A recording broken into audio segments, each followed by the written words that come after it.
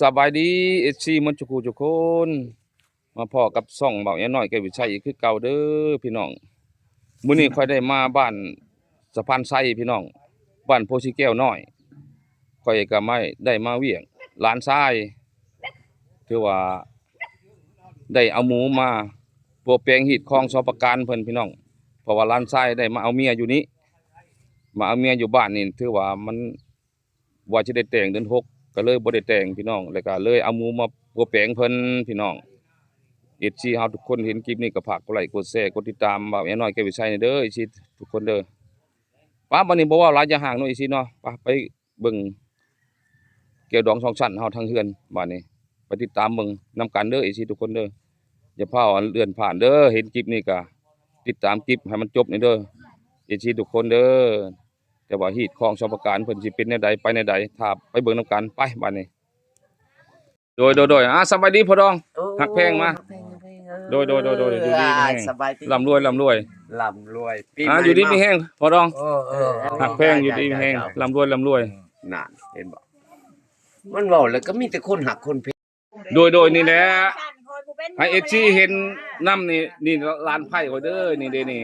ข่อยได้ร้านไผ่ต่างประเทศได้มาจากอเมริกาพุ่นแหละเพิ่นก็อยากเว้าลาวได้นี่จักหน่อยเดี๋ยวนี้แต่เพิ่นมาแตะบิดเว้าลาวบ่เป็นเด้พี่น้องเอ้ยเดี๋ยวนี้เพิ่นก็เว้าลาวได้แน่เลยจักหน่อยเนาะโดยนี่แหละนี่ มันถูกกับไผเพิ่นต่อไป บ่ได้ธรรมดาเด้พี่น้องเอ้ยร้านไผ่บ่าวแอนน้อยแกวิชัยนี่ได้ร้านไผ่ต่างประเทศจากอเมริกาพุ่นไหนเพิ่นก็มาอยู่ประเทศลาวก็หลายปีแล้วตอนนี้เพิ่นเว้าลาวได้แน่จักหน่อยจริงละ แต่เพิ่นมาใหม่สิจะบ่เป็นแล้วบ่ฮู้ความลาวแล้วโดยผู้ชายผู้ใดให้งามผู้ใดผู้เองขับ โดยดูไฟกันใหญ่คู่ได้บ่ได้เลย มานั่งเฮียงกันไงให้ชี้เบิ่งยัง อันข่อยสิเอาอันให้เจ้าอันชื่ออันขนมอันหยังให้ลูกเด้อหลานเด้อโดยนี่แหละให้เอเห็นนำร้านไผ่อันจานแอน้อยแกวิชัยมาจากประเทศนอกได้นี่เพิ่นได้มาอยู่บ้านอันจะพันไส้บ่แม่นบ่แม่ดองเดี๋ยวนี้เปลี่ยนเป็นอันบ้านโพสิแก้วน้อยเนาะโดยเพิ่นได้เป็นความลาวแล้วเดี๋ยวนี้บอกความลาวได้แล้วเดี๋ยวนี้โดยนี่แหละเฮือนเพิ่นกำลังปลูกดอกก็ใหม่แต่หลังบ่ใหญ่แล้วก็ขอโทษขออภัยนะพี่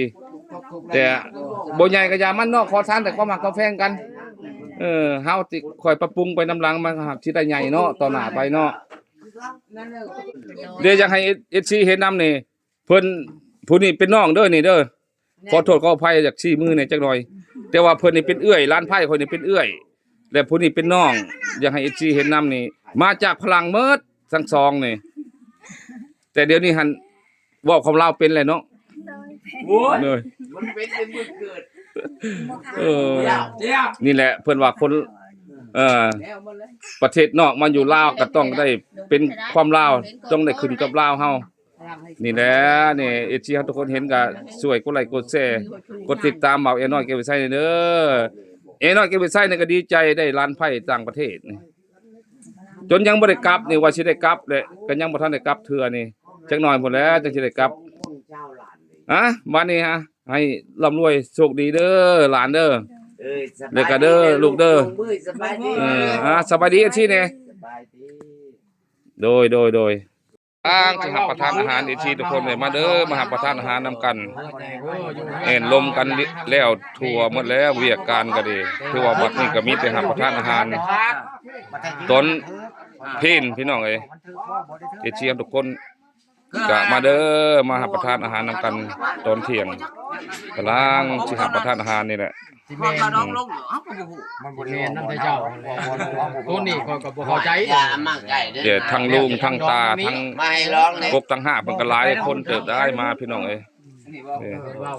ข้าวแม่เพิ่นน่ะมอบเฮาเลยเขากินบัดนี้พ่อดองกันลงมือนำกันได้เลยเข้ากับบาลีครับโดยบอกคือนอนของกิเลสว่ะโดยป๋าอันพ่อดองข้าวเจ้าน้ำหนาพระทานสัมผัสเพิ่นนี่ โดยส มีหยังเนาะ โดยบ่ บอกมาคำดูคำลาแหนมาพังน้ำ โดย เอาก็อยู่เด็กอยู่ไกลก็เป็นชายพี่เมืองนอกกันแล้ว โดยก็ถือว่าแล้วทั่วมาแล้วเนาะประชานกันแล้วแหละ ผ้าเขาสามัคคี บ้านนี้ก็มีแต่ผ้าเข้าสามัคคี ตกแต่งกันแล้ว โดย มาบอกอยู่เพื่อนเจ้าเจ้านี่ เอา นะ หนังสือมาให้มันก็ทีบ้านน้องผำ จบยังชมบูรณ์ไว้ช้าๆงามแล้วชมเชยนำเด้อชมเชย เก่ามือกินมือ เอาเชิญความผ้าเขาผ้านั่ง โดยลงมือพอดอกเอ้ยสามัคคีได้กินน้ำกันนี่หมดได้ ลงมือกินข้าวกันรับประทานอาหาร แข่งน้องผำอ่านแล้ว ตอนหับประทานอาหารเด้อทุกคนเด้อ สามมือกินยาห้ามือกินข้าวเก้ามือเลยกินงัวกินควาย ทราบทหารน้องพำน่ะ ชาการ อยู่ไกลหมู่เลยน้องความเรียนรู้เลยน้อย กำลังเริ่มลงมือเอฟซีทุกคนเลย เรียนหัวแล้ว เอฟซีเฮาอยู่ใกล้อยู่ไกลอยู่ไทยอยู่ลาวกับมันเด้อมาหับประทานอาหารพระเข่าสามัคคีนำกันพี่น้องมื้อนี้ เอาอ่ะโอ้ ย้อนความคิดฮอดจดถึงเอฟซีเฮาทุกคน ของขี้เลียดจับหัวบุรีขาดเลย มาอยู่มากินนำกัน ปลา เอฟซี ตายเหมือนปลาเป็น โดย เอาทายมิโลอยู่หันแน่จอนมันสิเหลือ จิ้ม ได้ บัดคลิปตอนอำลาพระจากกันจังหน่อยจังสิเอาคลิปใหม่เด้อเอฟซีทุกคนเด้ออันนี้เป็นคลิปตอนนั้นหับประทานอาหาร หาง พระเข่าสามัคคีพี่น้อง หาง โดยห่างตะดองกันยึงห่างให้เบิ่งว่าซั่นนี่ก็มีแต่แก้วดองชั้นๆเฮานี่นะความหมักความแฟงกันมาแอนมาลมกันก็ถือว่าแล้วถือว่าหมดแล้วก็ขอบมกขอบใจนำพ่อดองแม่ดองทั้งนี้แหละก็สบายดีหักแพง โดยก็ให้อยู่ดีมีแฮงช่องกับช่องฝ่ายเจ็บบ่ให้ได้ไข้บ่ให้มีให้มีแต่ความสุขกายความสบายใจเหมือนเด้อพ่อดองก็ดีขอยก็ขอบมกขอบใจนำพวกเจ้าหลาย สบายดี ๆโดย สิมีแล้ว